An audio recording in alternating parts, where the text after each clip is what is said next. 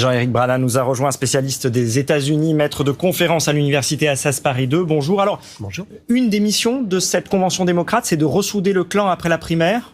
Alors le clan est déjà ressoudé, on le voit, le programme a été établi justement pour bien le montrer. Bernie Sanders va faire son discours ce soir, vous avez cité Ocasio-Cortez qui va avoir droit à sa petite minute pour pouvoir parler.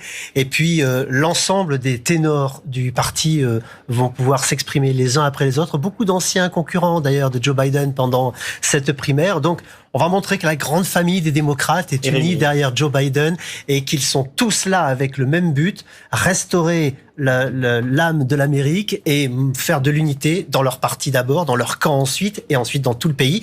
Et on n'a pas cité, mais c'est très important, John Kasich, qui était candidat contre Donald Trump côté républicain en 2016, parlera chez les démocrates, alors qu'il est toujours républicain. Une convention virtuelle en raison de l'épidémie, ça va changer la donne, on imagine, ça ne sera pas la liesse habituelle et les grands rassemblements de militants. C'est ça va manquer quand même, il faut le dire, parce que c'est ça qui permet de doper la campagne, de la lancer dès le départ, et puis il y a tous les petits gags, les gaffes, les ratés de ces conventions qu'on répète ensuite d'année en année. Là, ça va être difficile puisque tout est millimétré, tout est presque enregistré d'avance, en tout cas pour beaucoup d'entre eux, donc on ne devrait pas avoir de dérapage ou de choses dont on se rappellera très longtemps, si ce n'est qu'il n'était pas là.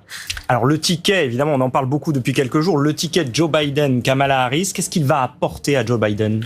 Il va apporter d'abord ce côté historique, c'est que pour la première fois, une femme noire peut être vice-présidente des États-Unis. Alors, une femme a déjà failli être présidente, c'était en 2016, elle est passée à un cheveu de la présidence, mais pour la vice-présidence, ça n'est jamais arrivé. Il y a bien eu 2 candidates, mais qui n'avaient aucune chance. Et là, c'est une femme issue des minorités. Alors, ça fait, vous vous rendez compte, le pendant avec ce qu'il y avait eu en 2008, Barack Obama devant, Joe Biden en vice-président, et cette fois, Joe Biden devant avec une femme issue des minorités comme vice-présidente.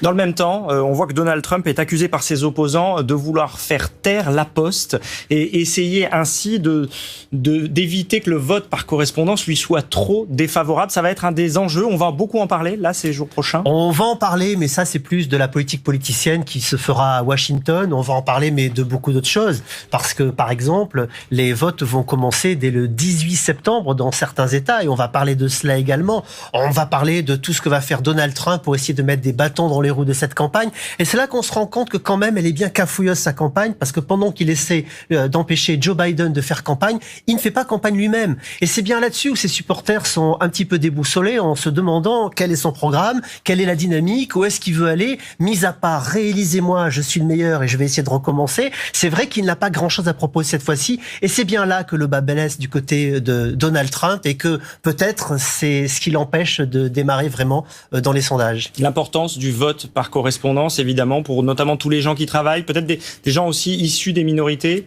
Alors oui et non, comme je le disais, il y a des votes qui commencent bien avant, puisqu'il y a ce qu'on appelle le early voting aux États-Unis. Le vote par anticipation commence dès le 18 septembre dans le Minnesota et le Dakota du Sud, puis ça va se poursuivre le 19 septembre, ainsi de suite. Donc en réalité, ce vote par correspondance, il est vraiment mineur. Et en plus, quand il se fait, c'est souvent des États qui sont déjà acquis, soit aux démocrates, soit aux républicains. Il y en a 2 où cela pose effectivement un problème, c'est le Colorado et le Nevada, voire la Floride, où là on peut un petit peu discuter et dire que ça a un petit peu d'importance. Jean-Éric Brana, on est dans un contexte très particulier, on va vivre cette élection américaine dans un contexte d'épidémie qui ne se calme pas aux États-Unis. Est-ce que ça va avoir un impact et comment ? Et on le voit bien que ça a un impact. Déjà, le fait qu'il n'y ait pas la fête à ce grand rendez-vous, mais le fait que Donald Trump n'ait pas réussi à démarrer sa campagne, le fait qu'il n'ait pas de campagne du tout. Or, c'est un tribun. Il a besoin d'avoir en face de lui ses troupes pour pouvoir les galvaniser, pour pouvoir proposer quelque chose, pour pouvoir relancer la machine.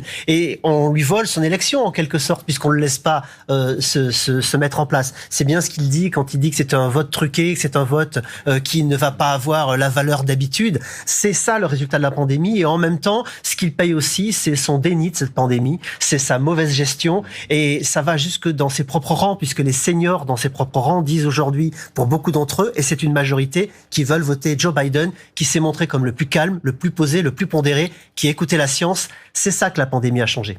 Merci Jean-Éric Brana d'avoir été notre invité en direct sur France Info. Et je rappelle votre ouvrage, Joe Biden, le 3e mandat de Barack Obama, Voilà, on le voit. Merci beaucoup d'avoir été en direct avec nous. Restez avec nous sur France Info. Bonne journée à tous.